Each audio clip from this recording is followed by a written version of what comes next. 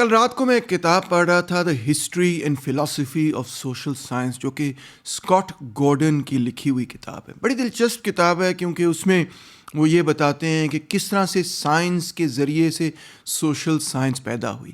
مگر بہرحال ایک پیراگراف میں نے پڑھا جو مجھے بہت ہی دلچسپ لگا اور میں نے سوچا کہ ضرور آپ کے ساتھ وہ پیراگراف شیئر کروں. اسکاٹ گورڈن صاحب فرماتے ہیں کہ جو ہومیرک پوئمز تھیں، ہومر کی لکھی ہوئی پوئمز جو تھیں، وہ بڑی ہی اہمیت رکھتی تھیں ویسٹرن سویلائزیشن کے لیے. مثال طور پہ ایلیڈ اور اوڈیسی، یہ پلیٹو اور سوکریٹیز کے زمانے سے بھی بہت پہلے کتابیں لکھی گئی تھیں اور ویسٹرن سویلائزیشن کے کلچر کا ایک اہم حصہ سمجھی جاتی ہیں. آپ نے بھی ہو سکتا ہے کہ ٹروجن وارز والی فلم دیکھی ہو یا ایسی کئی ساری کلیش آف دا ٹائٹنز جیسی فلمیں دیکھی ہوں. یہ سب ہالی ووڈ کی فلمیں در حقیقت ہومر پر ہی بنیاد رکھتی ہیں، اس کی اوڈیسی پر اور اس کی ایلیڈ پر ہی بنیاد رکھتی ہیں. ہومر اس کائنات کے بارے میں ہمیں ایک مخصوص نقطہ نظر دیتے ہیں، وہ یہ کہ اس تاریخ میں، انسان کی تاریخ میں جتنے سوشل ایونٹس ہو رہے ہیں، جو کچھ انسان کی تاریخ میں ہو رہا ہے، در حقیقت اس کے پیچھے وجہ ہے مختلف دیوتاؤں کی مرضی، دا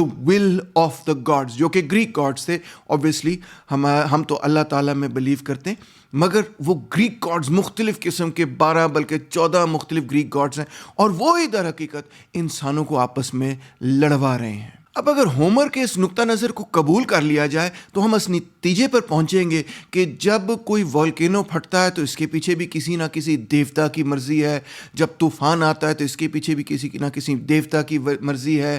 جو بھی نیچرل ایونٹس ہو رہے ہیں، جب انسانوں کے درمیان جنگیں بھی ہوتی ہیں، جو ہیومن ایونٹس ہو رہے ہیں، ان کے پیچھے بھی در حقیقت مختلف جو دیوتا ہیں ان کی آپس میں لڑائی ہے، ان کی کپریس ہے، ان کی ڈیزائرز ہیں، ان کی ومز ہیں. انہوں نے ریونج کرنا ہے، انہوں نے جیلسی ہو گئی، اس وجہ سے انہوں نے لوگوں کو بھی، انسانوں کو بھی، سماجوں کو بھی آپس میں لڑوا دیا یا پوری کی پوری بستیاں تباہ کر دیں. اب گورڈن ہمیں یہ بتاتے ہیں کہ جب تک کہ لوگوں کا یہ نقطہ نظر تھا کہ قدرت میں، فطرت میں، انسانوں میں، تاریخ میں جو کچھ ہوتا ہے وہ در حقیقت مختلف دیوتاؤں کی مرضی سے ہوتا ہے، تو اس وقت تک نہ تو سائنس پیدا ہو سکتی تھی اور نہ ہی سوشل سائنس پیدا ہو سکتی تھی.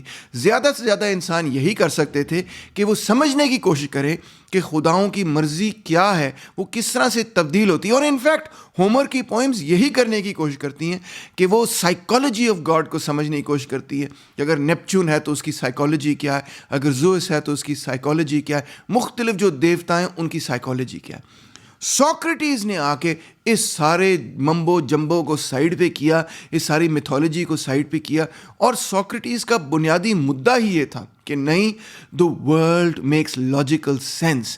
دنیا کے اندر ایک منطق ہے، اس منطق کو سمجھنا ہمارا فرض ہے. سوکریٹیز تو ہمیں یہ بھی کہتا ہے کہ اخلاقیات کے اندر بھی ایک منطق ہے، ایک لاجک ہے، اس لاجک کو سمجھنا ہمارا فرض ہے. جسٹس کا بھی اپنا ایک نیچرل لاجک ہے، اس نیچرل لاجک کو سمجھنے کی ضرورت ہے. قدرت کے اندر، فطرت کے اندر ایک لاجک ہے جس کو ہم نیچرل لاجک کہیں گے، وہی لاجک ہمیں انسانی زندگی کی ترتیب میں بھی ملتا ہے.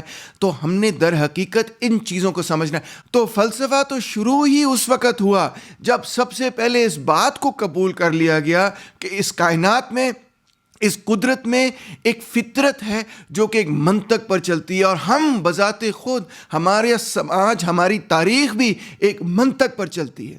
تو پھر فلسفے اور سائنس کا مقصد یہ بنا کہ اس منطق کو سمجھا جائے. جب ہم قدرت کی منطق کو سمجھتے ہیں تو اس کو ہم کہتے ہیں ایک نیچرل فلاسفر، جو کہ چلتے چلتے آگے جا کے سائنٹسٹ بن گیا.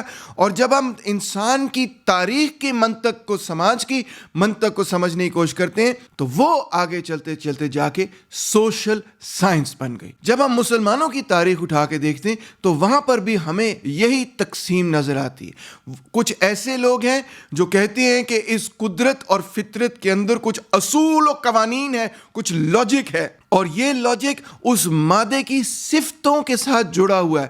مادے کی صفت ہی ایسی ہے کہ اس نے ایک منطق کے حساب سے ٹوٹنا ہے، چلنا ہے، بڑھنا ہے، ڈیولپ ہونا ہے، بننا ہے، ایکٹ کرنا ہے. لہٰذا کاز اور ایفیکٹ کے درمیان ایک نیسیسری کنیکشن ہے، اور ہمارا کام یہ ہے کہ ہم اس نیسیسری کنیکشن کو سمجھنے کی کوشش کریں. جبکہ دوسری طرف وہ لوگ ہیں جو یہ کہتے ہیں کہ نہیں، اس کائنات میں کوئی ایسی چیز نہیں جس میں کاز اور ایفیکٹ کے درمیان کوئی منطقی، کوئی نیسیسری کنیکشن ہو، نہ ہی انسانوں کی تاریخ کے اندر کوئی منطقی کنیکشن ہے۔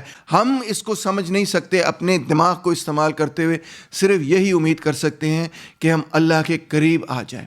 ایک سوچ کا دھارا سائنس کی طرف بڑھتا ہے، دوسرا سوچ کا دھارا مسٹسزم کی طرف بڑھتا ہے۔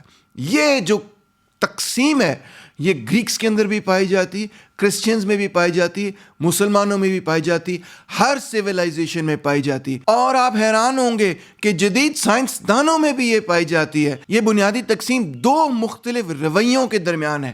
ایک ان لوگوں کا رویہ جو کہتے ہیں کہ یہ کائنات اور اس کے اندر انسان در حقیقت کسی منطق، کسی اصول کے تحت چلتے ہیں، اور ہمارا کام یہ ہے کہ ان اصولوں کو سمجھنے کی کوشش کریں۔